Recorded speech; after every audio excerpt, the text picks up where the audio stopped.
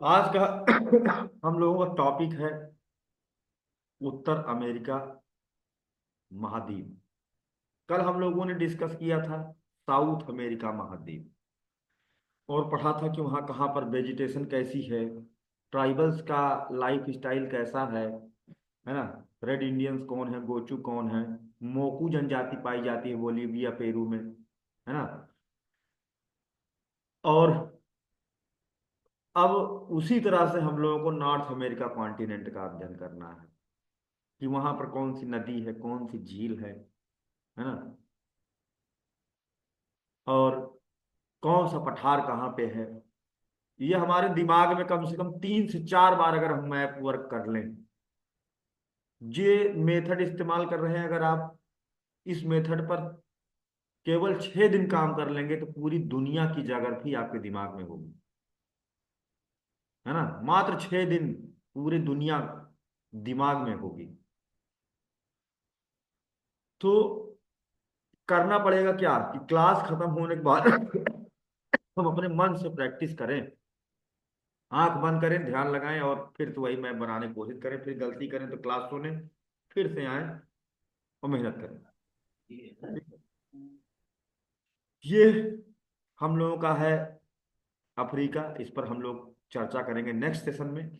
Africa बहुत ज्यादा important है। आज हम लोग उत्तर अमेरिका महाद्वीप की तरफ चर्चा करने जा रहे हैं और ये बिल्कुल भी इसको हल्के में न लें। उत्तर अमेरिका भाई इस समय सबसे अमीर देशों में, और जिसका दबदबा पूरे विश्व में चल रहा है, जिसकी इकोनॉमी वर्ल्ड बैंक की इकोनॉमी में बहुत ज्यादा कंट्रीब्यूट करती हो, ऐसे महान देश को हम ऐसे अर्थव्यवस्था के दृष्टिकोण से महान तो हमारा देश भारत है।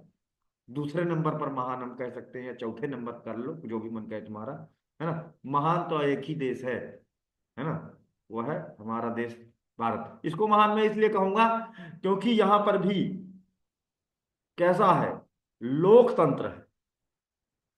और मैं हर उस देश को महान कहता हूं जहां लोकतंत्र हो, है ना, जहां पर जनता के हिसाब से शासन किया जा रहा हो, जहां पर वोटिंग सिस्टम हो, है ना। दो तरह के संविधान हमारे विश्व में है ना। एक होता है लेक्स रैक्स, दूसरा होता है रेक्स लैक्स। पूरी दुनिया में ऐसे है, रेक्स लैक्स और लेक्स रैक्स। रेक्स लैक्स का मतलब होता है कि शासक ही संविधान है, यानी ये मोनार्की को दिखाता है, जहां पर राजतंत्र हो, जहां पर जनता का कंट्रीब्यूशन ना हो राजा के चयन में। और हमारे देश भारत में ये हमेशा से रहा था, चाहे वो सतयुग हो, त्रेता हो, द्वापर हो, कलयुग में भी रहा है, एंशियंट पीरियड में और मेडुअल पीरियड में भी रहा है कि मतलब दो कौड़ी के अनपढ़ गवार टाइप के जो शासक होते थे, है ना, गद्दी पर बैठ जाते थे। अलाउद्दीन खिलजी जैसा जाहिल शासक गद्दी पर बैठा कैसे, अपने जलालुद्दीन खिलजी अपने चाचा को ही मार करके, चाचा का सर कलम करके आकर के फेंक दिया, है ना। दरबार में कहा कौन है मेरे विरोध में, अपनी चाची की आंख फोड़ डाला।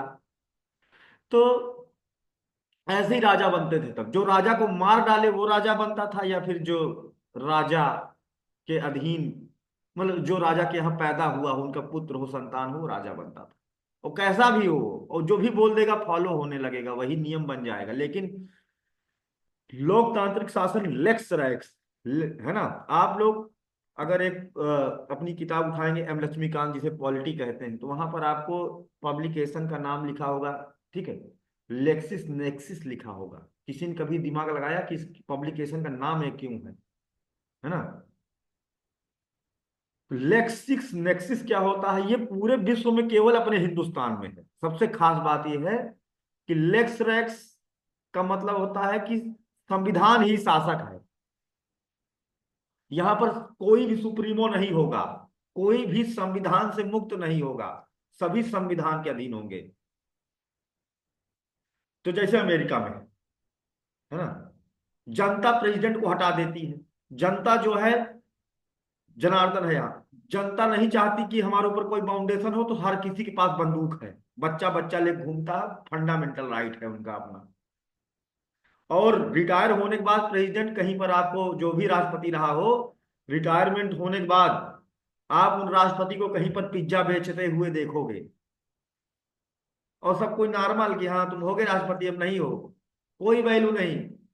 और हमारे यहाँ कोई प्रधान हो जाता है ना 5 साल, उसका बच्चा जो फॉर्चुनर लेके घूमता लगता है नवाब वही है ना। तो ये अपने देश की दुविधा है, दुर्भाग्य है ये। और हमारे देश में कैसा है, लेक्सिस नेक्सिस मिस्ट, क्योंकि संविधान यहाँ पर शासक है लेकिन पूरी तरह से नहीं है,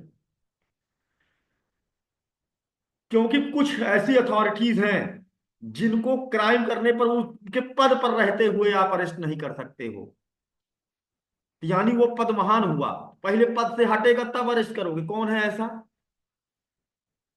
कोई सर, महान अपराधी प्रेसिडेंट। समाधान दे सकता है, माफ कर देगा, जाओ तुमको फांसी नहीं होगी बेटा, मौज करो, तुम्हें सभी गुनाहों से मुक्त किया जाता। तो ये संविधान, जहां पर संविधान ही शासन होता है, वहां पर ये नहीं होता है कि अपराधी को भी मृत्यु दंड से मुक्ति दी जा सके, किसी के पास ऐसी पावर हो, लेकिन यहाँ है। तो इसलिए हमारे यहाँ का जो मामला है, लेक्स रैक्स और रेक्स लैक्स का मिक्सिंग है, जिसे कहते हैं लेक्स नेक्स। अब हम लक्ष्मीकांत देखना, है ना, और जो बात तुमको मैं बता रहा हूं, या जो कहीं कोचिंग में जाना है, अपने जो प्रोफेसर होंगे जो क्या कहना पॉलिटिक्स, उनसे पूछना कि ये क्या मतलब है, ठीक है, कि ये क्यों नाम रखा है, उसके नीचे देखो नेम लक्ष्मीकांत पब्लिकेशन क्यों है, what is the lex nex. तो आते हैं हम लोग इस ऐसे देश की बारे में चर्चा करने, है ना, जो कि लोकतंत्र के विकास की शुरुआत को दिखाता है। ये पूरा महाद्वीप, है ना, अमेरिका किसके नाम पर वैसे रखा गया है? खोजकर्ता जो कौन थे, इधर की खोज करने कौन आया था, ये आपको देखिए, अटलांटिक महासागर है, और यहां पर ये आपका पुर्तगाल और स्पेन है, यहाँ नीचे। यहां से नेविगेटर निकले थे खोज करने के लिए, जिसमें क्रिस्टोफर कोलंबस थे। उन्होंने, क्रिस्टोफर कोलंबस ने कई जगहों की, सेंट्रल अमेरिका यहाँ पर देख रहे हो, कैरेबियन द्वीप समूह, इसकी खोज किया था, है ना, न्यू फाउंड लैंड पहुंचे थे, नया फाउंड, है ना, ये सब अमेरिका कॉन्टिनेंट के ही पार्ट मानो। कैरेबियन सी में है वो हिस्पैनियोला, बहमास, जमैका, इन सब जगहों पर वो गए थे, सेंट्रल अमेरिका, उनको नई भूमि मिली थी, लूटने के लिए खोज किए थे। इसका मतलब ये नहीं था कि वहां पहले से कुछ था, नहीं, पहले चल रहा था। भारत की खोज का मतलब क्या है? भारत कहीं छुपा हुआ था? नहीं, भारत की खोज का मतलब है कि हम, स्पेन और पुर्तगाल वाले भारत की खोज इसलिए करना चाहते थे क्योंकि भारत को लूट सकें। भारत पहले से था, वैभवशाली था, सोने की चिड़िया था, कहीं छुपा हुआ नहीं था। और इन अंग्रेजों को ये लगता था, है ना, कि भारत इतना अमीर है जिससे अरब और मुस्लिम लोग इतने अमीर होते जा रहे हैं, तो इसको खोजो और उस पर जो कब्जा करो, ठीक है। ये था उनका प्लानिंग। तो यही है आपका उत्तर अमेरिका महाद्वीप, जिसके एक तरफ संसार का विशालतम महासागर देखने को पा रहे हैं हम लोग, प्रशांत महासागर, और दूसरी तरफ, है ना, ये अटलांटिक महासागर देखने को पा रहे हैं, ठीक है। उत्तरी अटलांटिक महासागर और उत्तरी प्रशांत महासागर है। इसके ऊपर साइड में ये देखिए, है ना, ये है ग्रीनलैंड, ये जो एकदम सफेद सफेद है, यहाँ पूरे साल बर्फ पड़ी रहती है। और ये जो सागर देख रहे हो बड़ा सा उसके किनारे किनारे, इसका नाम है आर्कटिक महासागर। ये आर्कटिक महासागर है, लेकिन इस पर दौड़ सकते हो, गाड़ी लेकर दौड़ सकते हो, क्योंकि ये पूरे साल मोटी सी बर्फ की लेयर से ढका रहता है। परमाफ्रॉस्ट रीजन है, सूर्य की किरण यहाँ बहुत तिरछी पड़ती है, इस कारण से ये वाला एरिया पूरा बर्फ से ढका रहता है ना। अब मैं थोड़ा सा दिमाग में आ गया होगा। कल हम लोग चर्चा किए थे ये वाला पार्ट पर, और इसी के ऊपर ये वाला पार्ट पर हम लोग चर्चा कर रहे हैं। यहीं पर ये जो जगह है जहां से दोनों ज्वाइंट हो रहे हैं, वहां पर नहर बना दी गई है। इस नहर का नाम क्या है? रास्ता आसान करने के लिए नहर बना तोड़ दिया गया है, नहर बना दी गई है। कौन सा? पनामा। पनामा। हाँ, पनामा। पनामा नहर है यहाँ, जो उत्तर अमेरिका और दक्षिण अमेरिका महाद्वीप को अलग कर रही है। पनामा इस्थमस थी, भूसंधि थी जो जोड़ती थी, अब नहर बना दी गई है, जिससे कि कोई कैलिफोर्निया वाला आसानी से ब्राजील पहुंच जाए, है ना। यहाँ से निकले तो यहाँ से आराम से ब्राजील पहुंच जाए। नहीं तो पूरा घूम करके यहाँ बर्फ की सिल्लियों को आना पड़ता, बड़ा कष्टमय हो जाता, बहुत दिक्कत होता, है ना। यहाँ पर आपको बेरिंग जल संधि दिखाई दे रही होगी। ये एक तरफ ये रूस है, अमेरिका का जानी दुश्मन, और इधर रूस का जानी दुश्मन अमेरिका, और बीच में जो जल संधि है बेरिंग जल संधि है, जहां से होकर के अंतरराष्ट्रीय तिथि रेखा जाती है। ये कुछ बेसिक इंफॉर्मेशन थी उत्तर अमेरिका महाद्वीप के बारे में। ठीक है, तो अब हम लोग आएंगे अपने टॉपिक पर। कौशल पांडे, चंदन सिंह, कोई डाउट यहां तक? अभी तो कुछ पढ़ाया नहीं तो डाउट कहाँ से आएगा? पढ़ाने तो अब चल रहा हूँ। अभी स्क्रीन प्रॉपर दिख रही है सबको? क्या स्क्रीन सबको प्रॉपर तो हो रही है? जी सर। ठीक है भाई, थोड़ा सा yes sir. General Yes. Introduction, general introduction about the North America continent, है ना। इसका विस्तार कहाँ पे है, कैसे है ना।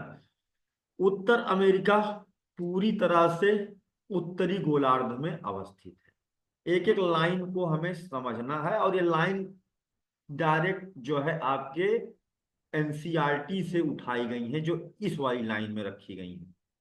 ठीक है, तो इनको समझना, एनसीईआरटीज की एक एक लाइन को बहुत डीपली समझना होता है। उत्तर अमेरिका पूरी तरह से उत्तरी गोलार्ध के भीतर अवस्थित है, और लगभग पूरा पश्चिमी गोलार्ध के भीतर एक महाद्वीप है ना। इस बात का मतलब यह है कि जहां पर नॉर्थ अमेरिका है, अभी हम लोग यहाँ पर देखे थे, ये नॉर्दर्न हेमिस्फेयर है। सदर्न हेमिस्फेयर में उत्तर अमेरिका नहीं, सदर्न हेमिस्फेयर में तो दक्षिण अमेरिका है। तो नॉर्दर्न हेमिस्फेयर और सदर्न, जो दक्षिण अमेरिका है, उसका काफी सारा भाग नॉर्दर्न हेमिस्फेयर में भी, क्योंकि विषुवत रेखा यहाँ से होके जाती, मतलब बोलीविया से, है ना, केन्या, उधर पहुंचेगी जाकर के। तो मतलब इस अफ्रीका भी दो गोलार्धों में है, लेकिन ये जो है उत्तरी, completely lies in northern hemisphere. पहली लाइन ये थी। और इधर वाला जो पार्ट है ना, यहां से होकर के जाती है 0 डिग्री देशांतर रेखा। तो इधर वाला जो ये पार्ट है ना, ये वेस्टर्न हेमिस्फेयर में आता है, पश्चिमी गोलार्ध में ये वाला एरिया आता है। ठीक है, कितना क्लियर हो गया? आते हैं, इसकी उत्तरी सीमा जो अभी हम बताए थे, दिखाए हैं, वही बात यहाँ पर है। आर्कटिक महासागर से पूर्व में अटलांटिक महासागर से, प्रशांत महासागर से पश्चिम में लगती है। तीसरी बात, उत्तरी अमेरिका एशिया और अफ्रीका के बाद तीसरा सबसे बड़ा महाद्वीप है। ठीक है, इस क्षेत्रफल वगैरह नहीं याद रखने की जरूरत है, यहाँ लिखा हुआ है, बस पढ़ लो, ये सब नहीं पूछा जाता। ठीक है, यह 7 डिग्री नॉर्थ से 85 डिग्री नॉर्थ के बीच है। और देशांतर रेखा कौन कौन सी है? 20 डिग्री पश्चिमी देशांतर से 179 डिग्री पश्चिमी देशांतर तक है। जिसने अक्षांश देशांतर की क्लास नहीं पढ़ा हुआ है, वो रिकॉर्डेड लेक्चर पढ़ के आएंगे, नहीं तो आगे कोई भी लेक्चर उनके दिमाग में नहीं फिट होगा। इसलिए बेसिक क्लासेस जो है वो हमेशा होनी चाहिए कंप्लीट। ठीक है, अक्षांश देशांतर इसीलिए क्लास को हमने यूट्यूब पर भी डाल दिया था। जिसके अंदर पढ़ने की इच्छा होगी वो पढ़ेगा, जिसके अंदर पढ़ने की इच्छा नहीं होगी, मैंने कल भी कहा था, उसको ब्रह्मा स्वयं ताकत लगा लें अपनी, तब भी उसको आईएएस नहीं बना सकते, बनाना चाहेंगे ही नहीं, है ना। स्वयं से होता है। यहाँ पर अब वो उम्र नहीं रह गई है कि आपको पकड़ करके आपके मुंह में चिम्मच से खाना डाला जाए, है ना। खुद की जिम्मेदारी खुद से होनी चाहिए, 4 बार एक ही बात नहीं बताई जाती। जिसको पढ़ना होगा वो खुद पढ़ेगा, जिसको नहीं पढ़ना, ठीक है, तो यहाँ तो नहीं पढ़ सकता फिर, है ना, दूसरी जगह जाए जहाँ। यहाँ पर प्रोटोकॉल्स और नियम है, क्योंकि हमारे कोई बच्चे फेल नहीं होते और हमको ये मेंटेन रखना है। दूसरे शब्दों में इसकी उत्तरी सीमा उत्तरी ध्रुव से केवल लगभग 500 किलोमीटर दूर है, यानी कि जो नॉर्थ पोल है वहां से ये ज्यादा दूर नहीं है। जो मतलब जो उत्तर अमेरिका महाद्वीप है, कह लो 500 किलोमीटर, कोई बहुत ज्यादा डिस्टेंस नहीं है। ये कहाँ पर है? डायरेक्ट यहाँ, ये देखो यहाँ कुछ ही दूरी पर शुरू हो जाएगा ध्रुव, नॉर्थ पोल, है ना। आगे देखते हैं।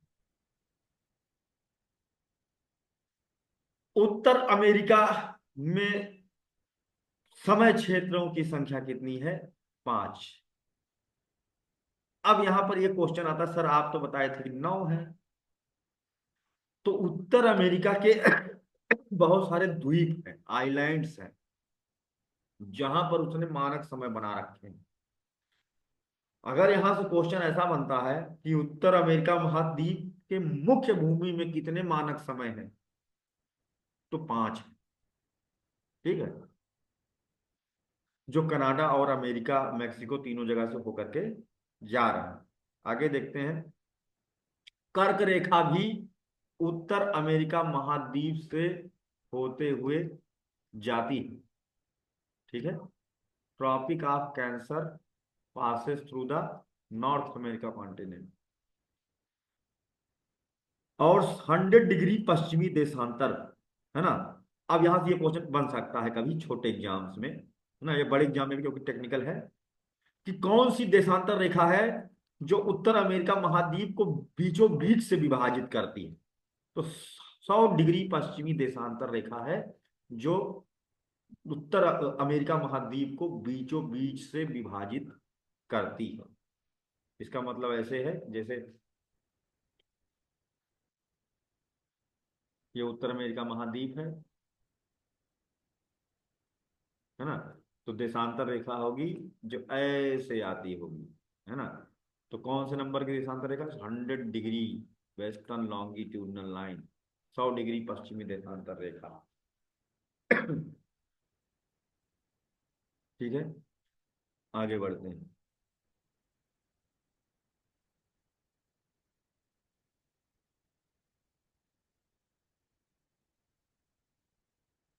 ये है political map of the North America continent, राजनैतिक, जिसमें हम लोग साथ ही साथ फिजिकल भी मिला हुआ है, मिक्सड है, जिसमें हम देख पा रहे हैं मिक्सिंग कि देशों के नाम भी देखने को मिल रहे हैं, और कौन कौन सी चीजें हैं ये भी हम लोग देखने को पा रहे हैं।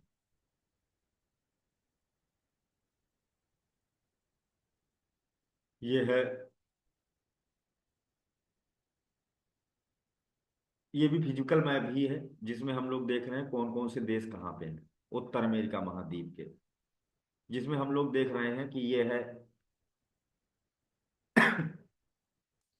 एक बाउंड्री, है ना, जो अलास्का, ये अमेरिका का पार्ट है, ये अमेरिका ही है ना। इधर कनाडा है, और कनाडा अमेरिका के बीच की जो बॉर्डर लाइन है ऐसी है कि एकदम रोड पे खींची गई है, कोई डिस्प्यूट नहीं, झगड़ा नहीं है। आप एक ऐसे कूद जाओ तो कनाडा पहुंच जाओगे, ऐसे कूद जाओ तो अमेरिका पहुंच जाओगे, और चाहो तो खड़े हो सकते हो, एक पैर अमेरिका में एक पैर कनाडा, है ना, ऐसे भी कोई झगड़ा लड़ाई नहीं। हमारे यहाँ, है ना, अपने यहाँ एक मेरे मीम मैंने देखा था, बहुत अच्छा था वो, कि वहाँ अमेरिका में कनाडा में वो एक बार कूदा, कनाडा गया, फिर एक बार कूदा अमेरिका आया, अमेरिका कनाडा। फिर क्या होता है कि इसी तरह से भारत पाकिस्तान की बाउंड्री पर भारत से कूदा पाकिस्तान, उड़ गया बम से, है ना। इंडिया में पॉसिबल नहीं है कि पाकिस्तान में एक पैर को कूदे फिर इधर आ जाए। इस दुनिया की सबसे डेंजरस लाइनों में से, सीमा रेखाओं में से तीसरे नंबर पर है भारत पाकिस्तान की सीमा। फिर ऊपर ये पूरा पूरा कनाडा, और नीचे ये फिर से पूरा पूरा यूनाइटेड स्टेट देखने को मिल रहा है। अमेरिका है यही, है ना, जिसको यूनाइटेड स्टेट कहते हैं। पहले अमेरिका कहते थे, अभी अमेरिका नहीं, यूनाइटेड स्टेट ऑफ अमेरिका कहते हैं, क्योंकि संयुक्त राष्ट्र बहुत सारे छोटे छोटे छोटे छोटे राष्ट्रों का वो एक संघ है ना। नीचे देखते हैं, मैक्सिको है, सेंट्रल अमेरिका है। और मैक्सिको के लोग, जो जिनको ये लोग कहते हैं काले लोग, ये लोग वहां पर अमेरिका में पहुंच जाते थे जॉब करने के लिए। उन लोगों की जॉब खा रहे थे, तो उनसे लोग परेशान हो गए थे। जो डोनाल्ड ट्रम्प साहब आए, उन्होंने कहा कि इसके बीच में एक बड़ी सी दीवार बना दी जाए, तो बड़ी सी दीवार खड़ी करवा दिया उन्होंने, है ना, सीमा रेखा पर, कि ये मैक्सिको वाले इधर आ ना पावे। तो यहाँ पर बॉर्डर लाइन पे क्या है, एक बड़ी सी परमानेंट दीवार खड़ी करवा दिया है कि ये काले लोग इधर ना आ पावे, इधर के लोगों का रोजगार ना छीन पावे। ठीक है, उसके नीचे आपको छोटे छोटे देश मिलेंगे, Guatemala, Honduras, Nicaragua, El Salvador, Costa Rica. और सबसे नीचे आ जाएंगे तो देखेंगे, ये देखिए, पनामा। सबसे नीचे पनामा, जहां पर पनामा भूसंधि है और पनामा नहर बनाई गई है ना। ये क्यों? जी, क्योंकि यहाँ से आराम से फिर नहर से होते हुए इधर जाया जा सकता है। ट्रांसपोर्टेशन को ट्रांसपोर्टेशन को जो है, विवेक महातो जी म्यूट कर लीजिए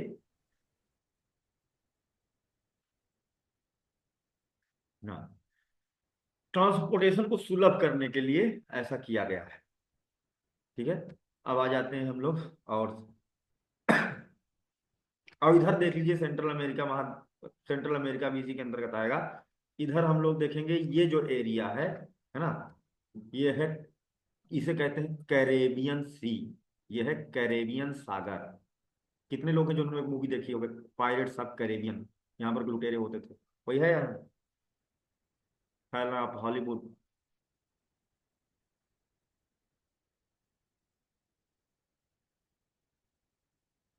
क्रिस्टोफर भैया यहीं पहुंचे थे, है ना। सबसे पहले कहाँ पहुंचे थे?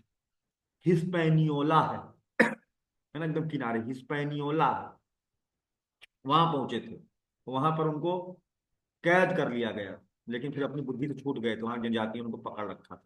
तो धीरे धीरे यहाँ बहमास, ये सब क्यूबा, है ना, हाइती, दम, ये सब जमैका, यहाँ ये पूरा देश ऐसा है कि एक बंदे ने ही इस देश को पूरी दुनिया में लाइमलाइट पे लेके आया है।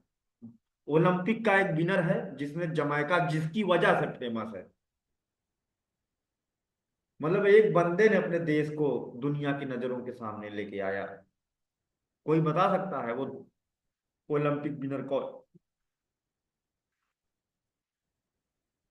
तुम लोग को बिल्कुल भी बेसिक नहीं आता है क्या? देश दुनिया से एकदम कटा। इसीलिए कहता हूँ रोज डेली जो है न्यूज़पेपर पढ़ो, खबरों से जुड़े रहो कि दुनिया में कौन क्या है ना, मुंह से ये बैठा रहता है। ये है यूसैन बोल्ट। यूसैन बोल्ट एक धावक है ना, लगातार उन्होंने गोल्ड मेडल जीते हैं ओलंपिक में, है ना। और उनकी उनकी वजह से जमैका नाम का ये छोटा सा कैरेबियन सागर का कैरेबियन द्वीप समूह जो यहाँ आ रहा है, उनकी वजह से फेमस है। क्यूबा है, जो टोबैको प्रोडक्शन, यहाँ पर क्यूबा पर स्पेन का कब्जा था, बाद में अमेरिका के हाथों में आया, यहाँ पर स्पेन का कब्जा था। द्वितीय विश्व युद्ध के समय जापान ने भी इन द्वीप समूहों पर अपना कब्जा कर लिया था, और यहीं से मिसाइल लगा रखे थे अमेरिका को मारने के लिए। तब तक अमेरिका ने बम फोड़ दिया उनको ऊपर। तो ये क्यूबा है, जो कि शुगर केन प्रोडक्शन और हाई क्वालिटी के टोबैको प्रोडक्शन के लिए जाना जाता है। आप कह सकते हो कि यहाँ की तंबाकू दुनिया की सबसे महंगी तंबाकू में आती है, गांजा तंबाकू, ये सब यहाँ होता है। अपने इंडिया का गांजा अपने इंडिया का जो नेटिव ड्रग है, कोई बता सकता है क्या है, जिसको अंग्रेजों ने लीगल कर दिया था कि नहीं, इसका इसका प्रोडक्शन लीगल कर दो, इसकी खेती करने पर किसी को जो है जेल वेल। अफीम। क्या है नीरू? अपने यहाँ का नेटिव ड्रग क्या है? अफीम बोला था मैंने तो सर। नहीं, भांग है, मरजुआना। ठीक है, और यहाँ पर लीगल भी। बाराबंकी चले जाओ, इधर यूपी चले जाओ, बाराबंकी हर घर में तुमको दिखेगी। कुछ ही घर होंगे जहाँ छूटा होगा, बाकी सब जगह भांग, गांजा, है ना। इधर ड्रग प्रोडक्शन में क्यूबा भी आगे है। आ जाते हैं नीचे। इधर साउथ अमेरिका महाद्वीप है, जिसको हम लोग कल पढ़ चुके हैं।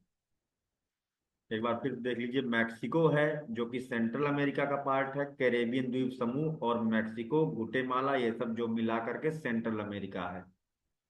और इधर ऊपर अमेरिका नाम कहाँ से आया? अमेरिगो वेस्पुकी, है ना। एक नाविक थे जिनके नाम पर, डिस्कवरर थे जिनके नाम पर अमेरिगो, ठीक है, वेस्पुकी, जिनके नाम पर इस देश का नाम या इस महाद्वीप का नाम अमेरिका रखा गया। ठीक है, नॉर्थ अमेरिका कॉन्टिनेंट। और ऊपर ये कनाडा देखने को पा रहे हो, ये कनाडा, ठीक है। ऊपर ग्रीनलैंड है, डेनमार्क है। आगे आते हैं नीचे। यहाँ पर एक करंट अफेयर की बात है। बहुत लंबे समय से एक झगड़ा चल रही थी। यहाँ पर एक द्वीप है, छोटा सा, इतना बड़ा नहीं, बहुत छोटा सा द्वीप है। देखो ये लोग युद्ध कैसे करते हैं। जो अच्छी सभ्यता के लोग होते हैं वो युद्ध कैसे करते हैं, बम से नहीं करते हैं। एक बहुत फेमस वार था जो 2022 में एंड हुआ, और 2023 में टेरिटोरियल बाउंड्री डिमार्केट की गई। यहाँ पर एक द्वीप है जिसका नाम है हैंस द्वीप, हैंस आइलैंड। तो जिसके लिए कनाडा, ये देखो ये कनाडा है, कनाडा कहता था कि ये मेरा है। और ये डेनमार्क की टेरिटरी है, ग्रीनलैंड, मतलब इसको दोनों मिला दो, डेनमार्क है ना। तो ये ग्रीनलैंड कहता था कि नहीं, ये तो मेरा है इस द्वीप पर। थोड़ा सा वो जगह ऊपर है, लेकिन यहाँ बना नहीं है, कट गया है। तो उसी जस्ट ऊपर है जहां हमने गोला बना। हंस द्वीप नाम है उसका। ये डिस्प्यूट अभी हाल ही में खत्म हुआ है। यहाँ पर कैसे युद्ध होता था, जैसे अपने यहाँ पर या फिर इसराइल में जैसे हो रहा है, टेरिटरी के लिए मार काट मची है, मिसाइल पे मिसाइल दे मार रहे हैं। ये लोग कैसे करते थे? क्योंकि वहां जाना बड़ा कठिन काम है। तो कनाडा के भी यहाँ पर होता था विस्की वार। विस्की क्या होती है? शराब होती है, वाइन, जो यहाँ पर, एक भाई ठंडा क्षेत्र है, यहाँ के लोग ना पिए तो मर जाएंगे, है ना। तो ये लोग क्या करते थे कि नाविक यहाँ के जाए और वहां पर अपनी विस्की रख दे और कनाडा का झंडा गाड़ दे, और घोषित कर दे कि अब ये हो गया किसका? कनाडा का। हंस द्वीप पे पहुंचे, एकदम नॉर्दर्न आइलैंड है, वहां पहुंचे, वहां गाड़ दें झंडा और रख दें एक शराब की बोतल। ठीक है। तो फिर उसके बाद क्या हो कि ग्रीनलैंड वाले पहुंचे, उनकी विस्की की बोतल जो है वहां से हटाएं और अपनी विस्की की बोतल रख दें और झंडा गाड़ दें अपना।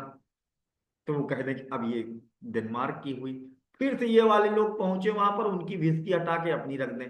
तो यहाँ पर क्या हो रहा था, इसे विस्की वार कहते हैं, इसमें मार कूट नहीं होती थी।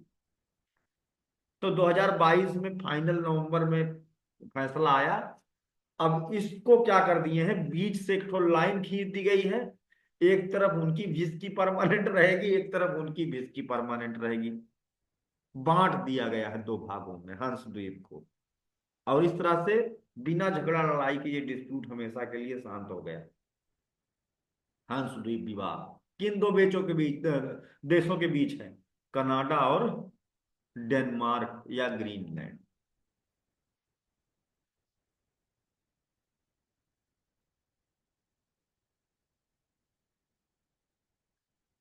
ये एक लिस्ट चिपका दी गई है, विकिपीडिया पे भी मिल जाएगी।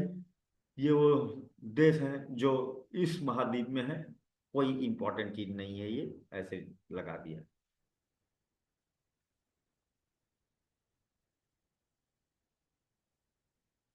ये मानक समय है, कौन से? 325 मानक समय, जो स्टेट में बताई दिए थे, इसकी भी जरूरत नहीं। याद रखना, मुख्य भूमि में 5 मानक समय क्षेत्र हैं।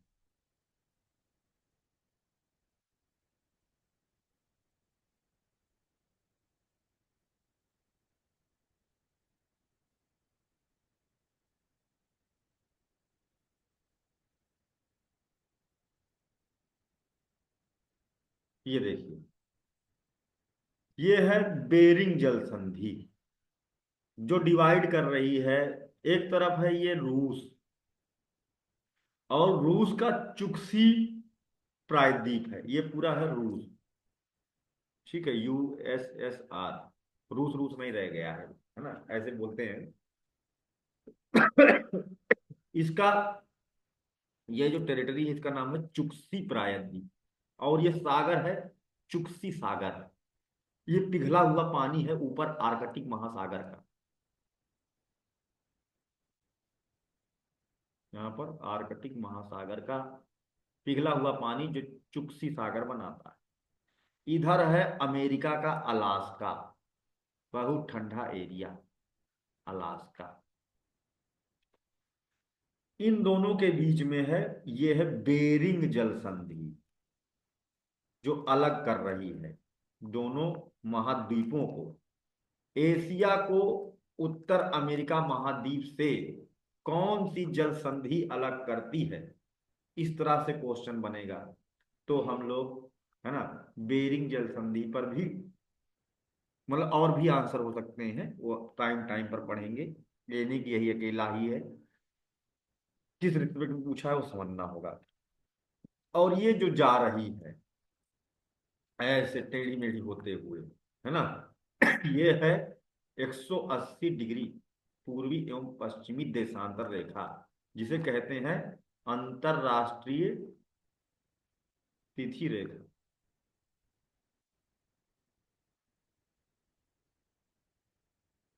ठीक है, इंटरनेशनल डेट लाइन इसे कहा जाता है। इंटरनेशनल डेट लाइन में 24 घंटे का अंतर आ जाता है। ऐसे कूद गए तो इधर इधर गए तो पता चला एक दिन बढ़ गया, इधर से इधर गए तो पता चला एक दिन घट गया, उधर सोमवार तो उधर रविवार, है ना, ऐसे 24 घंटे का अंतर आता है। ये भी हम लोग टाइम जोन वाली क्लास में पढ़े थे। इसको हम यहाँ पर भी देख सकते हैं 3D मॉडल में। ये जगह है, ये ठीक है, ये है बेरिंग सी। इधर इस साइड में आपको देखने को मिलेगा एशिया, रूस वगैरह, और इधर इस साइड में उत्तर अमेरिका महाद्वीप देखने को मिल रहा है। ठीक है, आ जाते हैं, ये वही जगह है। International deadline passes through which state, direct ही पूछा जा सकने वाला क्वेश्चन है कि अंतरराष्ट्रीय तिथि रेखा, है ना, कहाँ से गुजरती है। तो बेरिंग जल संधि से, और बाद में भी मैं कभी पूछ सकता हूँ, इसलिए ध्यान रखना। आगे बढ़ते हैं, धीरे धीरे तो कुछ आइडिया हम लोग को लग रहा है ना। आगे देखते हैं यहाँ पर, है ना, इस जगह पर है वैली, अलास्का में valley of 10,000 smoke. UPPCS, UPSC, Bihar PCS, MP PCS, सब जगह ये क्वेश्चन पूछा जा चुका है। 10,000 धुआरों की घाटी कहाँ है? मतलब धुआरा क्या होता है, जब ज्वालामुखी के मुंह से आग ना निकले, केवल भाप निकले, तो उसे धुआरा कहा जाता है, फ्यूमरल। Valley of 10,000 smoke. तो अलास्का, जैसे कि हमने बताया था, ऐसी जगह है जहां पूरे साल बर्फ पड़ी रहती है, बहुत ठंडक होती है, और जहां धुआंरा होता है वहां पर भाप निकल रही होती है, तो वहां पर बड़ा अच्छा सा माहौल होता है, गर्मी होती है। तो यहाँ पर बहुत भीड़ लगती है, कनाडा से, अमेरिका से, है ना, लोग यहाँ पर आते हैं, कई कई महीने रुकते हैं, है ना, ठंडियां बिता लेते हैं यहीं पर, काट लेते हैं। और इस कारण से यहाँ पर टिकट लगा दिया गया है, और ये एक राष्ट्रीय उद्यान घोषित कर दिया गया है 10,000 धुआरों की घाटी को। कोई बताए कि कौन से नाम से इसे घोषित किया गया है, राष्ट्रीय कटमई। हाँ, बहुत अच्छा आंसर है, कटमई। इसको घोषित कर दिया कटमई राष्ट्रीय उद्यान, कटमई नेशनल पार्क के नाम से ये घोषित है। ठीक है, आगे बढ़ते हैं।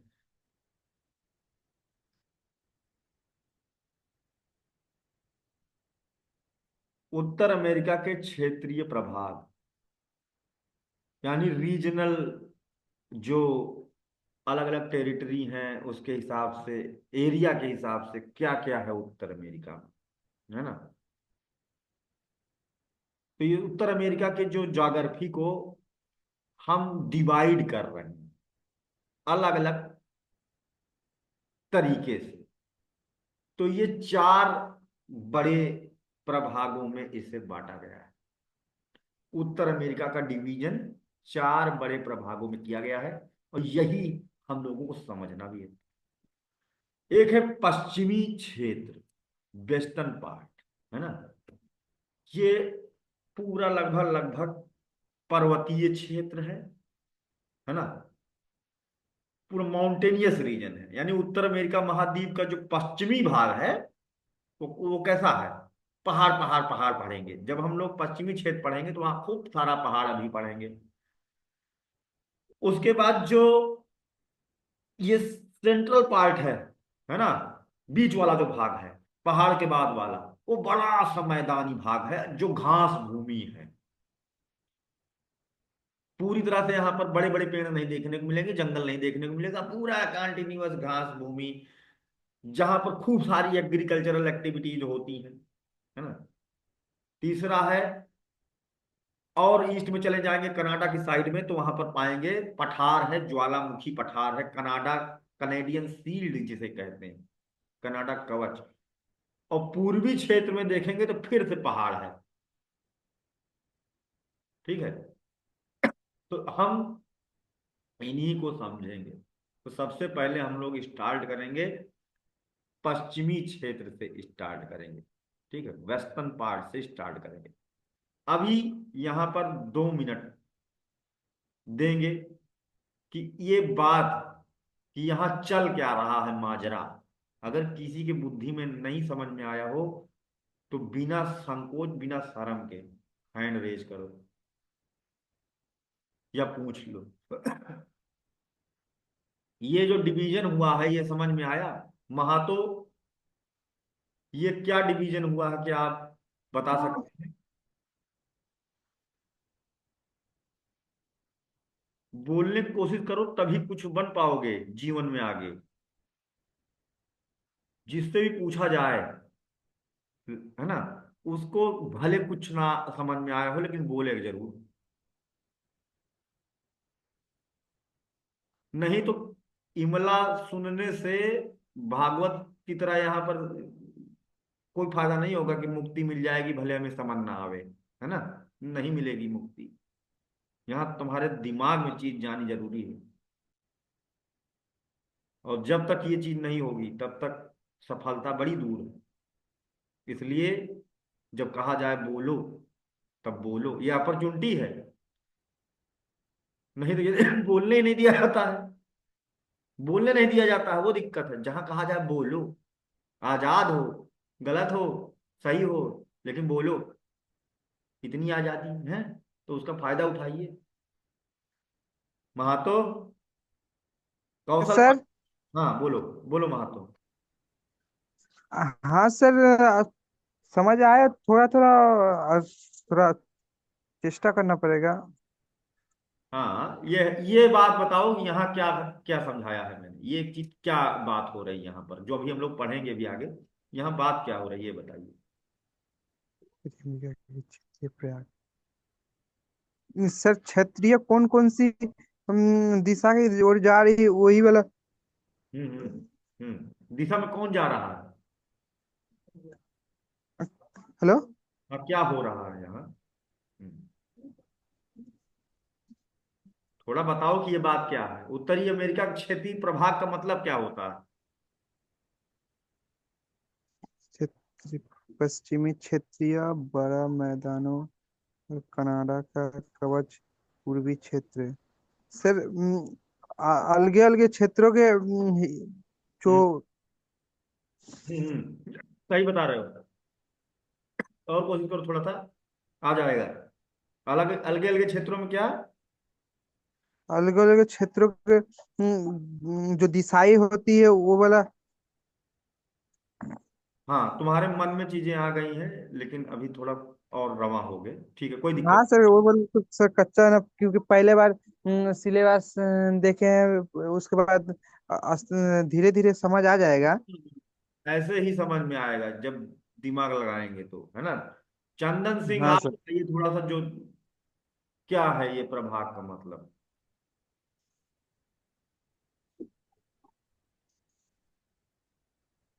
Okay sir. चंदन सिंह, जो लोगों से पूछा जाएगा और वो जवाब नहीं देंगे तो नेक्स्ट क्लास में उनको एंट्री नहीं देंगे।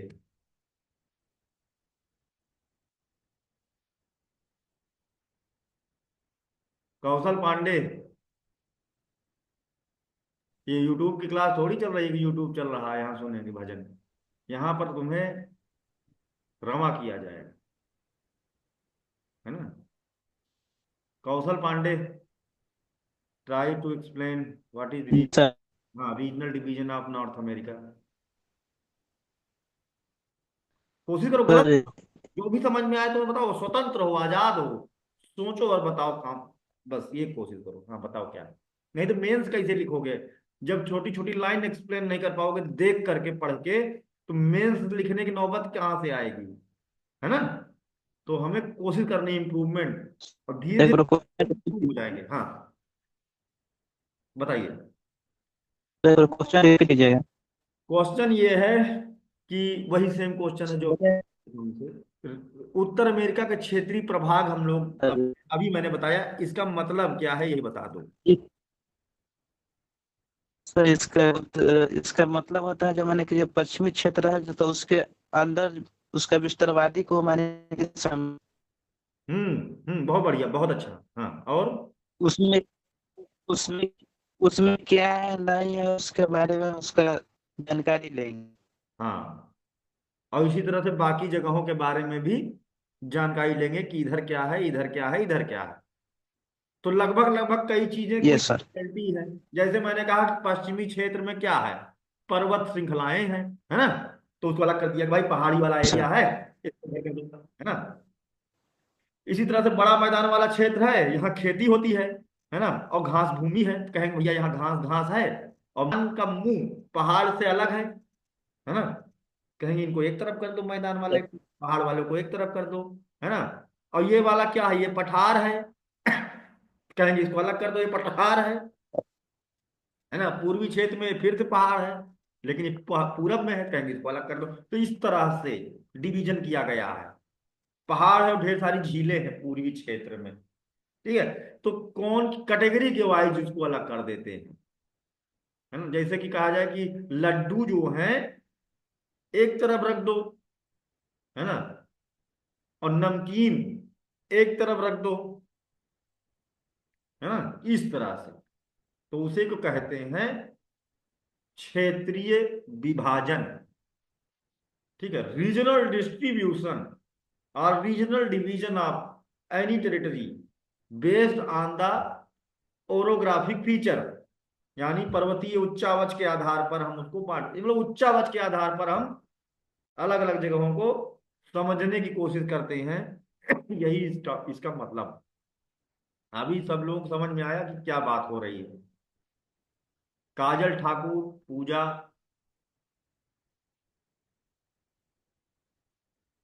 क्यों काजल ठाकुर, इतनी बात समझ में आई क्या।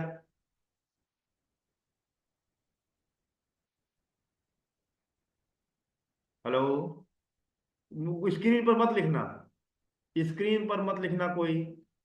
चलिए आगे बढ़ते हैं। जी सर, समझ में आई। ठीक है, अब हम लोग सबसे पहले चीर फाड़ ऑपरेशन करने चल रहे हैं। कहने का मतलब यही, मतलब यही है, चीर फाड़ ऑपरेशन, है ना। शरीर को चीर देंगे, हृदय अलग समझेंगे, किडनी उडनी अलग समझेंगे, दिमाग अलग समझेंगे, पूरा बॉडी चीर देंगे। इसी तरह से उत्तर अमेरिका महाद्वीप को फाड़ देंगे हम लोग, है ना। चार टुकड़े कर दिया गया है, जिसमें हम लोग पहला टुकड़ा उठाएंगे और समझेंगे, ठीक है। पश्चिमी क्षेत्र यहाँ सब लिखा हुआ है, इस पर हम, आप लोग पढ़ना, हम आपको यहाँ समझाने चल रहे हैं। ये है उत्तर अमेरिका महाद्वीप। जूम आउट इन आउट कर दें थोड़ा सा, पूरा स्क्रीन पे आ जाए जिससे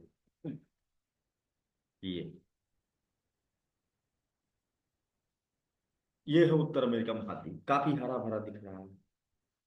और इसके जो पश्चिमी क्षेत्र की बात कर रहे हैं, वहां पर हम लोग, ठीक है, इससे अच्छा भी मैच मैप होगा, हो सकता है जो और हरा भरा हो। नहीं नहीं नहीं नहीं,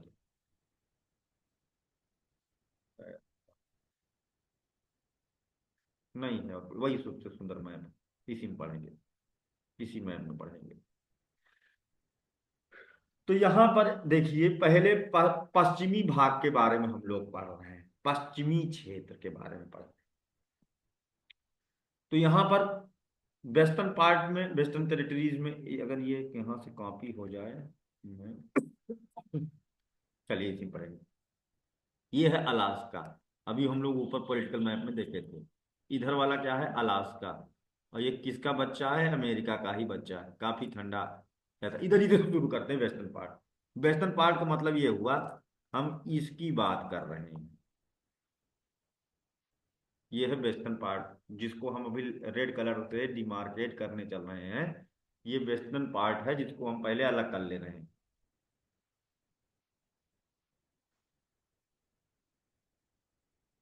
ब्लैक कलर थोड़ा मोटा कर दो इसको। हम्म, ये ये है पूरा वेस्टर्न पार्ट।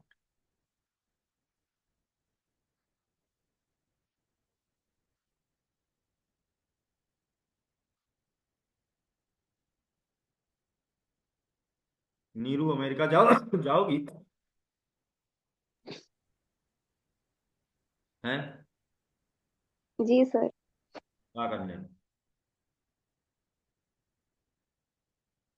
कह दो विदेशी दूतावास में रहेंगे सर, प्रधानमंत्री के साथ जाएंगे, हैं, विदेश सचिव बन के, हैं? ऐसा आंसर करो, मजा आ रहा है ना? और यस। काफी होना चाहिए।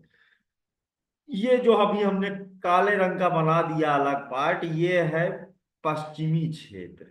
पश्चिम में है भी, पश्चिमी क्षेत्र भी है। ठीक है, तो पहले इसी को पढ़ेंगे। उत्तर अमेरिका महाद्वीप बड़ा है, तो इस पर 2 दिन क्लास चलेगी। एक एक सेक्टर को अच्छे से पढ़ने की बात है। अभी हम लोग स्टार्ट करने चल रहे हैं वेस्टर्न सेक्टर, पश्चिमी क्षेत्र। ये काले रंग से जो हमने बनाया है पश्चिमी क्षेत्र।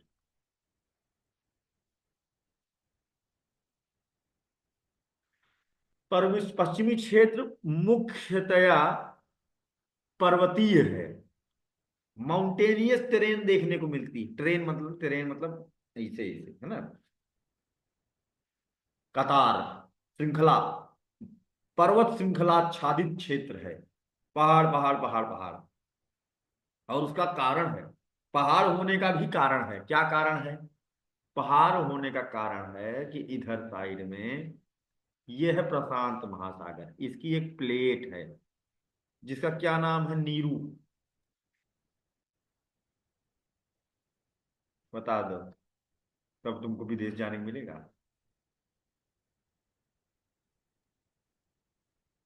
श्योर नहीं हूँ सर, लेकिन प्लेट का नाम क्या है, जो आके टकराई थी? ऐसे एक प्लेट ये थी अमेरिका, उत्तर अमेरिका। वो प्लेट ऐसे आई आई आई ऐसे टकराई, टकरा गई। दबाव के कारण इसने क्या किया, ऊपर उठाना शुरू कर दिया। सपना, जुआन डिफरेंट। हाँ जान दे फूका। बहुत बढ़िया, आजकल सपना बहुत पढ़ रही है ना। जान दे फूका, नजर ना लगे, नींबू मिर्चा बांध लियो तुम। जान दे फूका, है ना। ये प्रशांत महासागर की प्लेट थी, आई, टकराई, टकराने से पूरा ये दबाव के कारण ऐसे उठता चला गया, ऐसे पहाड़ बन गया, है ना। जान दे फूका प्लेट के टकराने पर, जान दे फूका महासागरीय प्लेट है।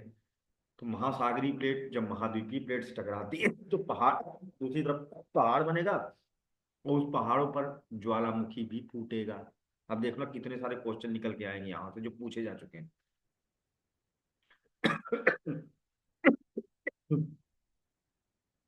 सबसे पहले ऊपर आ जाते हैं। ये वाला पहाड़, यहां पर है ट्रांस अलास्कन पर्वतमाला। क्योंकि ये अलास्का में है, इस कारण से इसका नाम है, पहाड़ बना रहे हैं तो इसका रंग बदल देते हैं, पीला रंग ठीक लगेगा, वही उठा लाते हैं। पता नहीं, चल नीला रंग कर लेते हैं, चटक दिखाई दे। हाँ, ये है ट्रांस अलास्कन पर्वतमाला। ये पूछा जाए कहाँ है, हिंदी में परी अलास्कन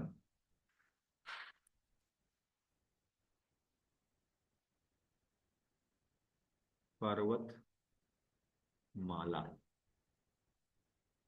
ट्रांस अलास्कन रेंज। खासियत इस इसकी जो ऊंची चोटी है, इसकी जो सबसे ऊंची चोटी है उसका नाम है माउंट मैकिनले। माउंट मैकिनले इसकी सबसे ऊंची चोटी है, जिसको कहते हैं देनाली। देनाली। और ये जो सबसे ऊंची चोटी है इसकी, पूरे उत्तर अमेरिका महाद्वीप की सबसे ऊंची चोटी है। Highest peak of the North America continent. मतलब और जितने पहाड़ अभी पढ़ोगे उसमें ये सबसे ऊंचा है, माउंट मैकिनले या देनाली। उसके नीचे आ जाते हैं तो एक छोटा सा पर्वतीय क्षेत्र जिसका नाम मैकिंजी माउंटेन देखने को मिलेगा। ठीक है, मैकिंजी। ये अलास्का को कनाडा से अलग करता है और रॉकी की सीमा से जुड़ा हुआ है। इधर का ये पूरा पार्ट जो है रॉकी। अब दूसरे माउंटेन की बात करते हैं जो अमेरिका की शान है। ठीक है, जिसका नाम है रॉकी। ये रॉकी पर्वतमाला। पूछा जाए कहाँ है, कनाडा और अमेरिका में। कनाडा और अमेरिका के बीच ये भौगोलिक सीमा बनाता है। मतलब पहाड़ बीच में, इस साइड में कनाडा, इस साइड में ये वाला पार्ट हो गया अमेरिका का, है ना। और इधर वाला पार्ट भी हो गया पतला सा पार्ट अमेरिका का, इधर का पतला सा पार्ट अमेरिका का। तो नीचे वाला पार्ट अमेरिका का। तो ये it create geographical boundary between Canada and America, Canada and USA. ये है रॉकी।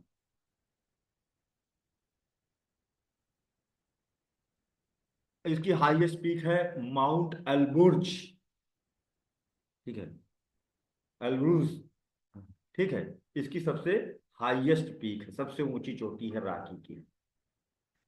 ये भी इसी जान दे फूका प्लेट के टकराने के कारण ही जो है बना है। इस साइड में इसी के नीचे यहाँ पर हम लोग पाएंगे एक और पर्वत श्रृंखला जिसका नाम है कैस्केड।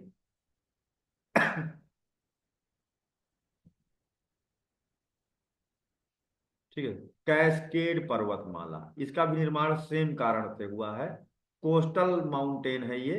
इसका नाम है कैस्केड का मतलब होता है तटवर्ती, है ना। कैस्केड हिंदी में भी ऐसे, कैस्केड पर्वतमाला।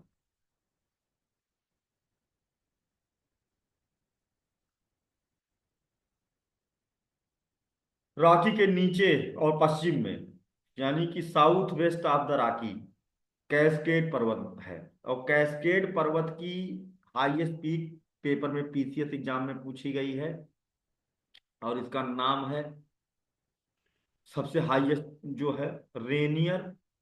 दोनों ही ज्वालामुखी हैं, सक्रिय ज्वालामुखी हैं। रेनियर दूसरी सबसे ऊंची है शास्ता। ये कैस्केड की पहली एवं दूसरे नंबर पर सबसे ऊंची चोटियां हैं, याद रखना पड़ेगा। Highest peak of cascade mountain. Direct he question पूछा गया कि रेनियर कैस्केड किसकी सबसे ऊंची चोटी, कैस रेनियर और शास्ता कैस्केड की है। फिर नीचे आ जाते हैं और नीचे पहुंचते हैं। ये देखो, इतना तो हो गया ना। इतने में किसी को कोई डाउट? क्या इतने में किसी को डाउट है? No sir. हाँ, किसी को कहीं डाउट होगा तो पूछ लेना। लाइव क्लास का यही मेन फायदा है कि यहाँ पर आपको जो चीज नहीं समझ में आए पूछिए, है ना। क्रॉस क्वेश्चनिंग होगी तो बुद्धि खोलेगी, अटेंटिव होके बैठेंगे। चलिए, आगे नीचे आ जाते हैं हम लोग। इधर है आपका कैलिफोर्निया। ये वाला जो है, ये है कैलिफोर्निया। बड़ा ही अमीर क्षेत्र है कैलिफोर्निया। कर्क रेखा यहाँ से होकर के जाती है कैलिफोर्निया से। बीच में है कैलिफोर्निया की खाड़ी।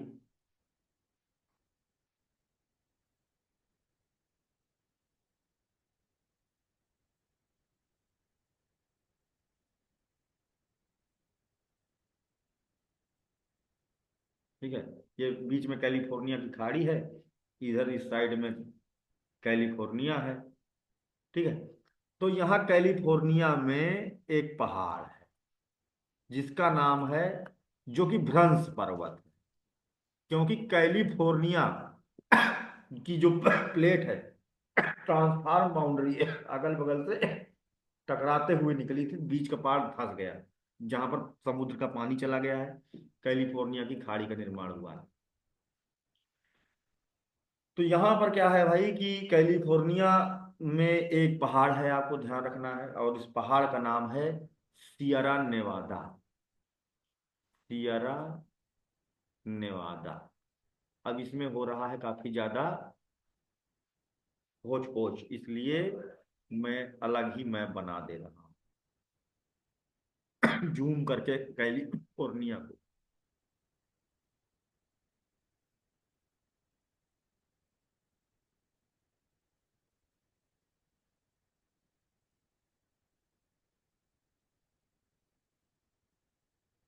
अपने हिसाब से इस मैप को हम लोग बना रहे हैं।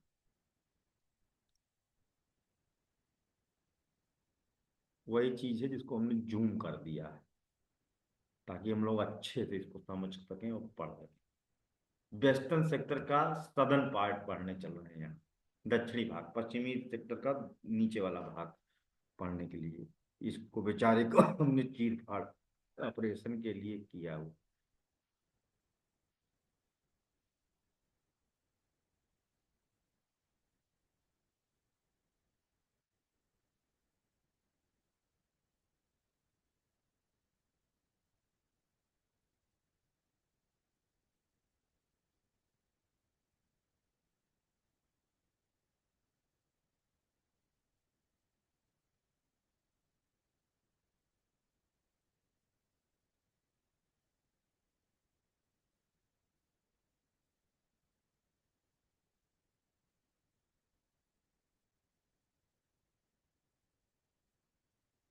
इसमें और अच्छे से मजा आएगी पढ़ने में, जहाँ जरूरत पड़ेगी मुझको बना लेंगे। ये वाला पार्ट कहाँ है? नीचे का पार्ट, इधर है कैलिफोर्निया। यहाँ पर पहाड़ है, सबसे ऊपर पहले पर्वत श्रृंखला पाई जाती है।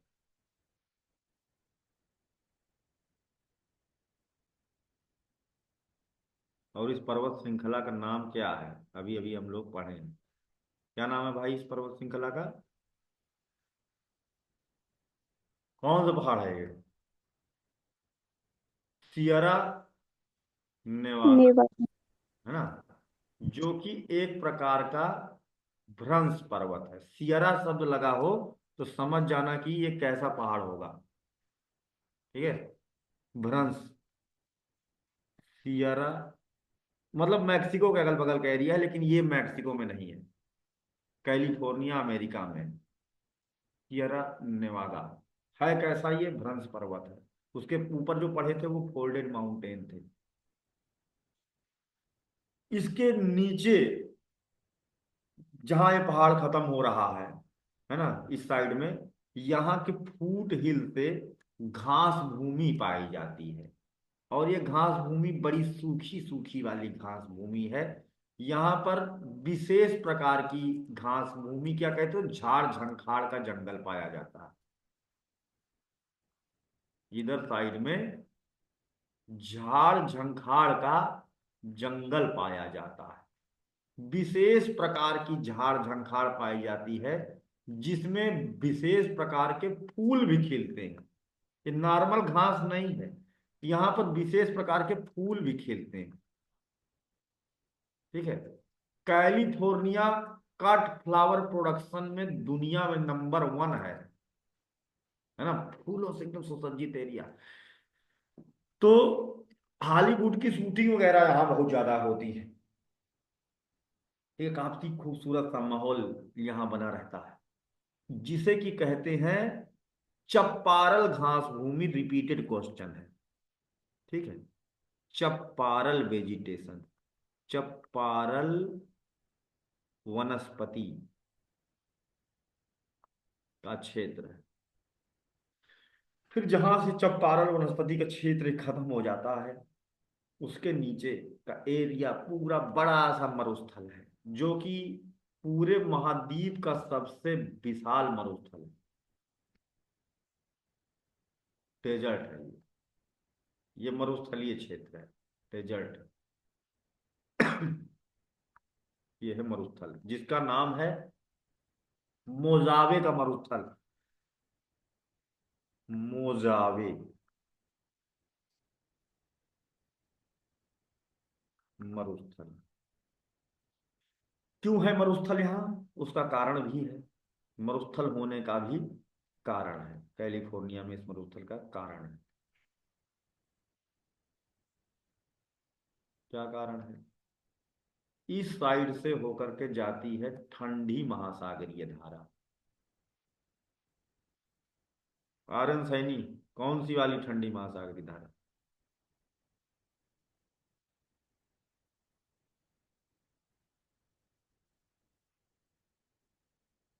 क्या नाम है इसका? कैलिफोर्निया की ठंडी धारा।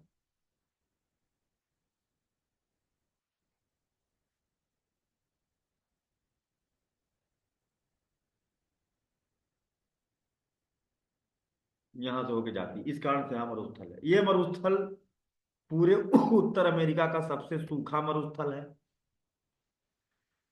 लेकिन यहाँ पर ऊजेस पाए जाते हैं। ऊजेस क्या होते हैं? पाताल तोड़ कुएं, जमीन फट जाती है, नीचे से पानी आ जाता है, तो यहाँ पर कई जगह पाताल तोड़ कुएं पाए जाते हैं, जिस कारण से यहाँ पर लोग रह पाते हैं। फ्रेश वाटर नीचे से ग्राउंड वाटर आ जाता है ऊपर, जिन्हें यहाँ पर कहा जाता है अर्टेशियन के कुएं, अर्टेशियन वेल। पाताल तोड़ कुएं कहाँ पाए जाते हैं, क्वेश्चन बना है।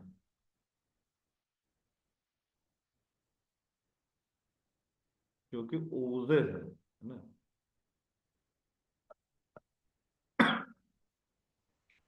जमीन फटती, पानी ऊपर आता है। जमीन क्यों फटती है? जमीन मरुस्थल है, ठंडी में ठंडी, गर्मी में गर्म, दरार पड़ जाती, चटक जाती, नीचे प्रेशर बढ़ जाता है, पानी को धक्का मारता है।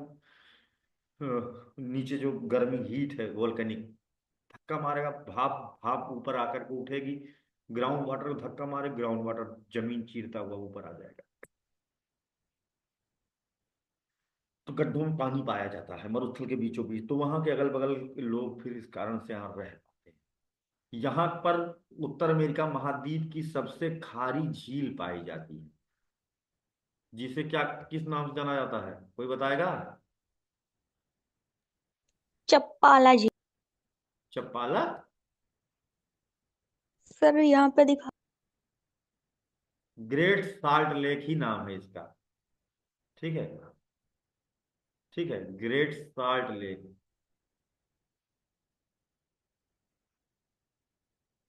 खारी झील है, बहुत खारी झील है, जिसे डेड सी ऑफ अमेरिका के नाम से भी जाना जाता है। इस झील को अमेरिका अमेरिका की मृत सागर झील भी कहते हैं, जो कि जॉर्डन में है, मृत सागर झील।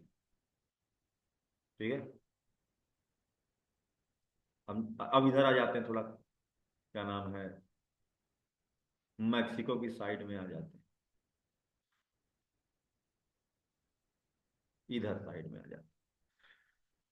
तो यहाँ पर हम लोग देखेंगे कि पहले एक ठो इस साइड में यहाँ पर एक पठारी क्षेत्र है, काफी बड़ा सा पठार है, जो यहाँ का सबसे बड़ा पठार है।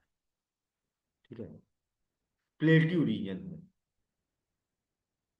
रांची के नीचे आ जाओगे तो यहाँ, जिसे कहते हैं कोलोराडो का पठार।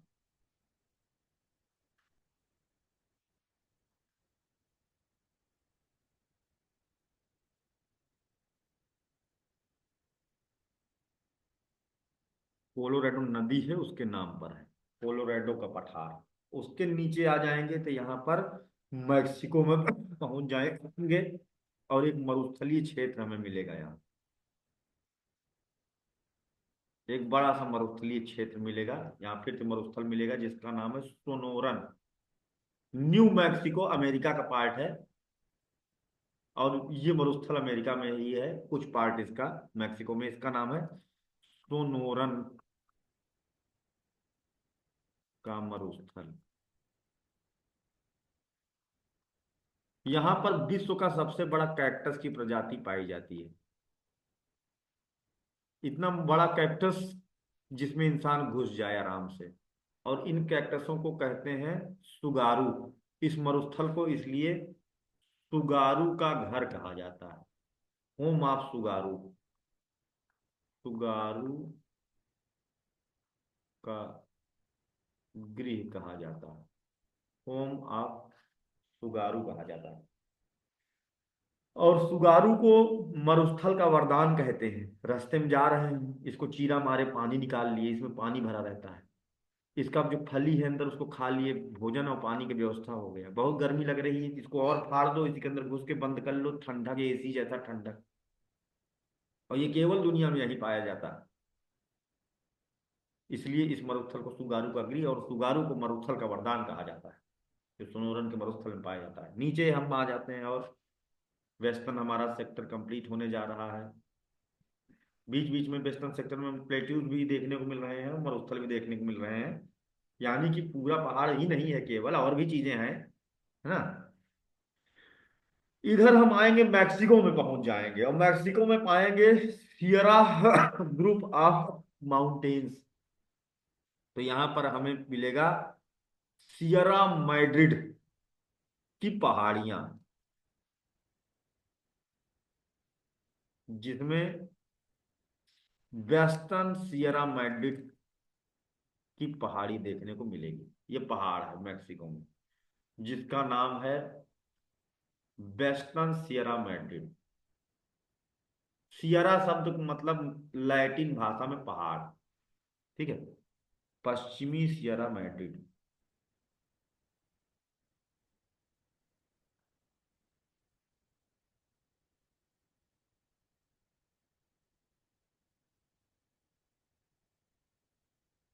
और इसी के साथ साथ और भी माउंटेन हैं, उनको भी यहाँ बना ही देता हूँ। मैक्सिको पतला सा है।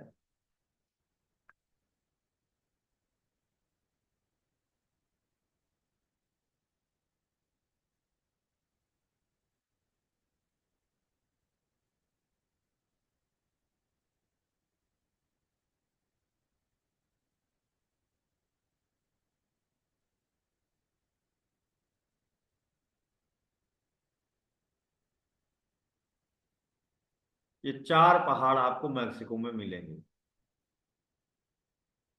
जिसमें एक है ऊपर सियरा मैड्रिड ओरिएंटल।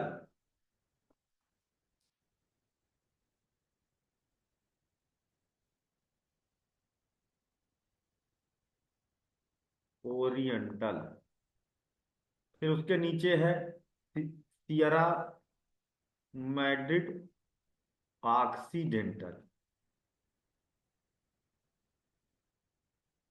और सियरा मैड्रिड डेल सुर।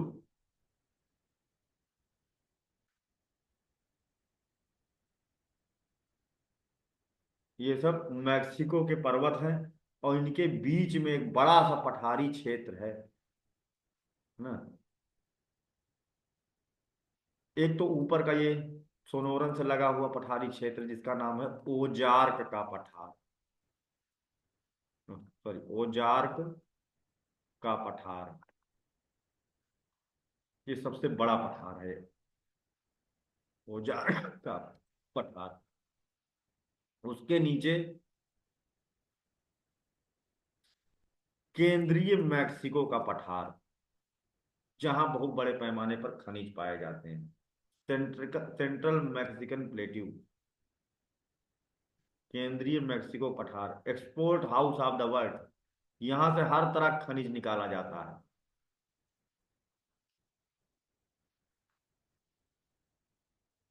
केंद्रीय मैक्सिको का पठार। यहाँ पर नीचे आ जाएंगे तो यहाँ फिर से एक पठारी क्षेत्र है ना, जिसका नाम है चिहुआ हुआ, जो चांदी के प्रोडक्शन के लिए जाना जाता है। मैक्सिको में ही, ये तो काफी नीचे हो गया, एक मिनट, यहाँ नहीं, वो तो गुटेमाला वगैरह सब यहाँ इसी से लगा हुआ है।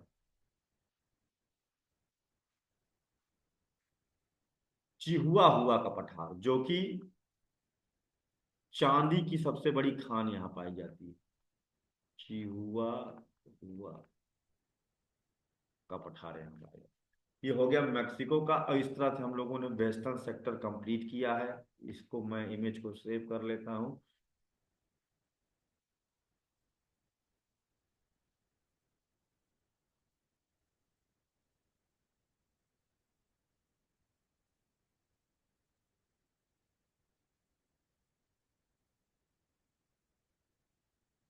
ठीक है, ओजार पठार, सोनोरन का मरुस्थल, चप्पारल वनस्पति मोजावे मरुस्थल, सियरा नेवादा कैलिफोर्निया का पहाड़, ये सब आपके दिमाग में होना चाहिए, रॉकी और ये सब।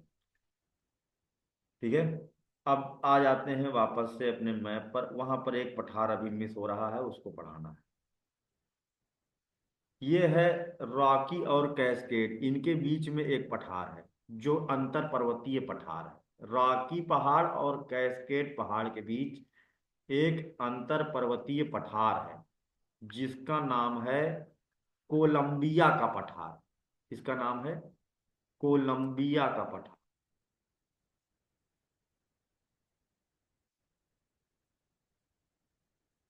और इसका दूसरा नाम है स्नेक पठार। ये अंतर पर्वतीय पठार है जो कि पाया जाता है रॉकी और कैस्केड के बीच में। कोलंबिया नदी है और स्नेक उसकी सहायक नदी है। सहायक नदी कोलंबिया से आकर के मिलती है यहीं पर स्नेक, इस कारण से इसे कोलंबिया का पठार और स्नेक का पठार दोनों ही कहा जाता है। ये अंतर्पर्वतीय पठार है, लेकिन ज्वालामुखी की लेयर इस पठार पर पाई जाती है, फर्टाइल रीजन भी है। इस तरह से हम लोगों ने वेस्टर्न सेक्टर कंप्लीट कर लिया है, पश्चिमी सेक्टर पूरा, जो कि मुख्य तौर पर पर्वतीय क्षेत्र था जिसमें दो तीन पठार भी हम लोग पढ़ने को पाए थे। अभी हम लोग कल पढ़ेंगे ये ग्रेट प्लेन, यहाँ की लाइफ स्टाइल और चीजों को समझेंगे, और साथ ही साथ फिर जो झीलें हैं यहाँ उनको समझेंगे, और फिर पूर्वी सेक्टर को समझेंगे। यानी कि जब नेक्स्ट क्लास होगी तब आपका जाकर के उत्तर अमेरिका महाद्वीप की पूरी कहानी खत्म होगी। बड़ा है ना ये, इसमें 2 लेक्चर लगे हैं। तो अभी किसी को कुछ पूछना हो, डाउट, तो पूछ सकता है। यहीं पर आज का टॉपिक हम लोग खत्म करेंगे। वेस्टर्न सेक्टर में नोट्स में आपको जो बातें हमने बताई हैं उसमें कुछ बातें लिखी हैं। हाँ, ये काफ़ी ज़्यादा है, बीच वाला जो पार्ट है वो काफ़ी बड़ा मटेरियल, उनको हम लोग समझने की कोशिश करेंगे। ऐसे ही धीरे धीरे करके आराम से समझेंगे, पहले पहाड़ समझिए आराम से। अब किसी को कुछ पूछना हो तो पूछ सकता है।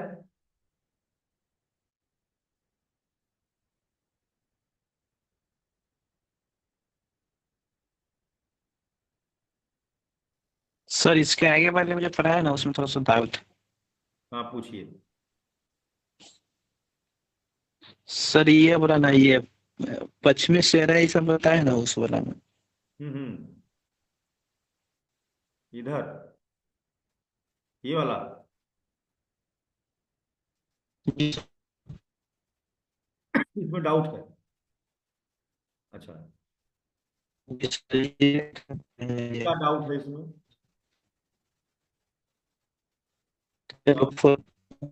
मैप में बना दें। ये देखिए, ये मैक्सिको है ना, यहाँ सियरा मैड्रिड ग्रुप की पर्वत ये श्रृंखला, तो जिसमें सियरा मैड्रिड इसमें केवल सियरा मैड्रिड लिखा गया है, इसमें चार पहाड़ हैं। ये पूरा पूरा जो है सियरा मैड्रिड श्रृंखला है, जिसमें चार पहाड़ हैं। उन्हीं चार पहाड़ को हम इतने पार्ट को मैंने जूम करके वहां बनाया है। ये वाला जो मैप है ये जूम है, जूम करके बनाया है, जिसमें एक इधर है पश्चिमी Sierra Madre, Sierra Madre del Sur, Sierra Madre Oriental, Sierra Madre Occidental, ये सब मैक्सिको के चार ठो पहाड़ हैं। ठीक है। जी सर। हाँ, और किसी को कोई डाउट? संध्या, संध्या, निषाद, सुन पा रही हो? सर। राखी। हाँ सर जी, समझ आ गया है। अच्छा अच्छा, राखी पहाड़ कहाँ पे है?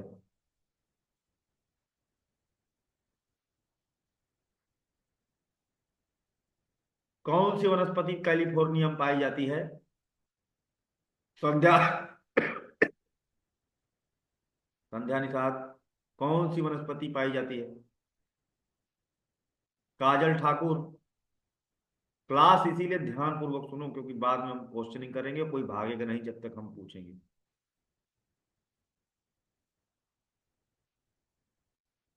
बताइए। इसीलिए ध्यान पूर्वक क्लास किया करो सब लोग, तुम्हारे भले के लिए बता रहा हूँ। ठीक है।